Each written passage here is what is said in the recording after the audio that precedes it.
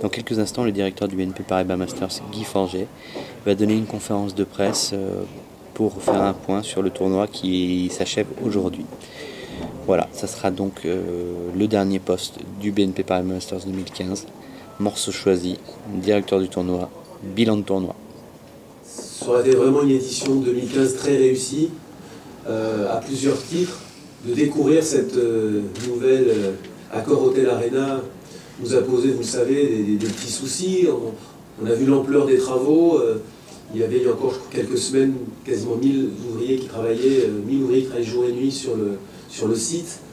Et je crois que c'est un tour de force que tout le monde a réussi à effectuer pour que les matchs puissent se dérouler. Je parle bien sûr de la salle principale dès le lundi. On a eu, en tant que direction du tournoi, que des retours extrêmement positifs de la part des joueurs. Pour en revenir au jeu proprement dit, on a eu cette année une nouvelle fois tous les meilleurs joueurs du monde. On sait que pour certains, notamment pour Novak Djokovic, ils ont beaucoup joué sur tous les continents, ils ont gagné partout. Et à 10 jours du Masters de Londres, c'est vrai qu'on est une position qui parfois peut être un petit peu dangereuse.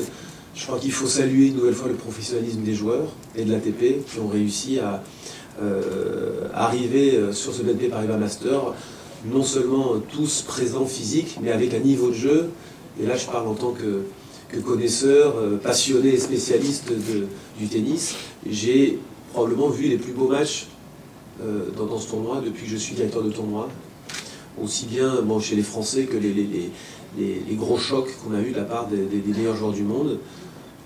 Je crois que la finale d'aujourd'hui, le numéro 1 contre le numéro 2 mondial, illustre parfaitement l'engagement et le sérieux dont ont fait preuve les joueurs par rapport à ce tournoi. Ce qui était très, très agréable, c'est que spontanément, lorsque tu devais être là, je crois, Novak Djokovic et Andy Murray, je crois, sont venus en début de tournoi faire le premier point avec la presse, avant même qu'on leur demande leur avis. Spontanément, ils ont fait beaucoup d'éloges sur la salle.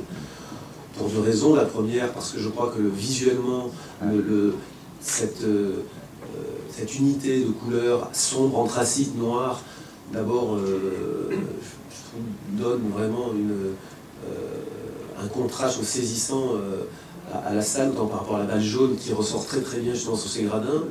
Ils ajoutent que la salle était beaucoup plus grande. Or, je crois qu'en termes d'assises, on n'a pas gagné grand chose.